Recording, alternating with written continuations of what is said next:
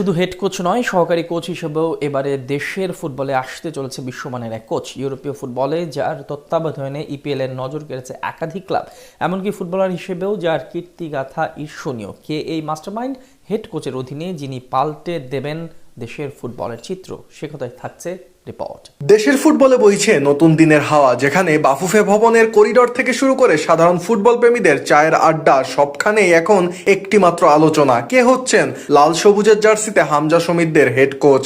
আর coach নির্বাচনে বাফুফের পদক্ষেপও এবার বেশ প্রশংসা কুড়িয়েছে, কেননা বাংলাদেশ ফুটবল ফেডারেশন এবার আর কোনো সাধারণ মানের কোচ নয়, বরং বিশ্ব ফুটবল মাতানো বড় নামের দিকেই হাত বাড়িয়েছে। আর সেই সম্ভাব্য তালিকায় সবচেয়ে উজ্জ্বল এবং প্রভাবশালী নামটি হলো ওয়েলসকে ইউরো সেমিফাইনালে তোলা কিংবদন্তি কোচ ক্রিস কোলম্যান। কোলম্যানের বাংলাদেশে আসা নিয়ে যখন সমর্থকদের মনে উত্তেজনার পারদ তুঙ্গে, ঠিক তখনই তিনি এক চমকপ্রদ শর্ত রেখেছেন বাফুফের সামনে। নিজে হেড কোচ হিসেবে দায়িত্ব নেওয়ার পাশাপাশি তিনি স্পষ্ট করে দিয়েছেন যে ডাগ আউটে তিনি সঙ্গী হিসেবে কাকে চান। এক্ষেত্রে কোলম্যানের চাওয়া কোচিং এ তার দীর্ঘদিনের সঙ্গী এবং ট্যাকটিক্যাল পার্টনার কিট সিমন্স। আর বাংলাদেশের ফুটবল ইতিহাসে হেড কোচের সঙ্গে এমন হাই প্রোফাইল বিদেশি সহকারী কোচের যুগলবন্দি আগে কখনোই দেখা যায়নি, যা এই নিয়োগ প্রক্রিয়াকে এক অনন্য মাত্রা দান করতে চলেছে।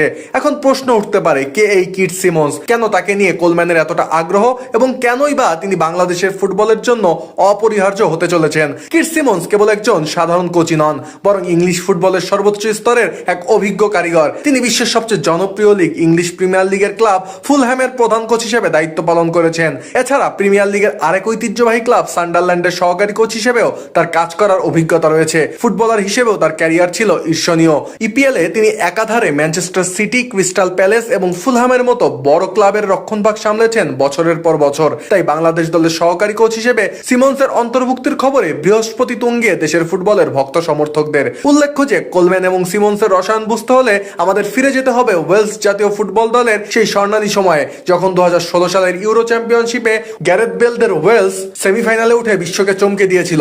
তখন ডাগ আউটে কোলম্যানের মূল শক্তি ছিলেন এই কিট সিমন্স, আর তাদের এই জুটি ফুটবল বিশ্বে এক সুপার কম্বিনেশন হিসেবে সুপরিচিত।